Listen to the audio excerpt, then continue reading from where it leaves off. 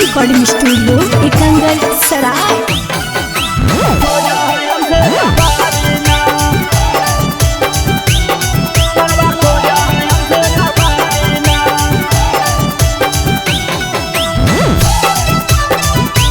Presented by Tiska films. आशिक के सवनमा बाबा दर्शनमा करे हम आए बयोना सुल्तानगंज से गंगा जल भर के करवई जल धारणवा होना आशिक के सवनमा बाबा दर्शनमा करे हम आए बयोना सुल्तानगंज से गंगा जल भर के करवई जल धारणवा होना कि बताइयो तोरा त्रिपुरारी न मरवा खो जाए हमसे सफारी ना कि बताइयो तोरा त्रिपुरारी न मरवा खो जाए हमसे सफारी ना खो जाए हमसे सफारी ना खो जाए हमसे सफारी ना बताइयो तोरा त्रिपुरारी न मरवा खो जाए हमसे सफारी ना कि बताइयो तोरा त्रिपुरारी न मरवा खो जाए हमसे सफारी ना मंगल बुधन आई भाई बाबा आई भाई पहल सुमारियो ना दर्शन दे के पूरा करिया बाकी कम महसारी होना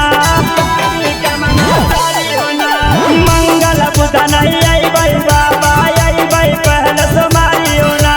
दर्शन दे के पूरा करिया बाकी कम महसारी होना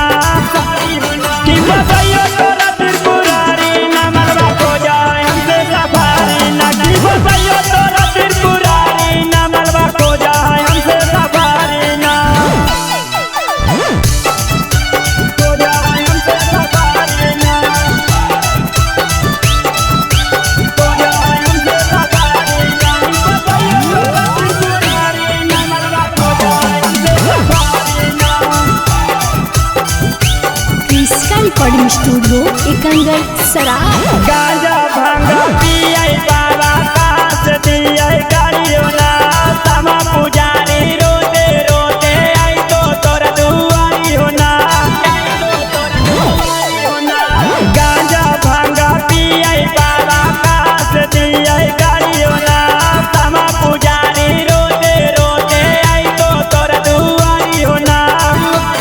कि बताइयो तोरा त्रिपुरारी न मरवा खो जाए हमारा से गारी ना कि बताइयो तोरा त्रिपुरारी न मरवा खो जाए हमारा से गारी ना टिस्का रिकॉर्डिंग स्टूडियो एकंगल सराय।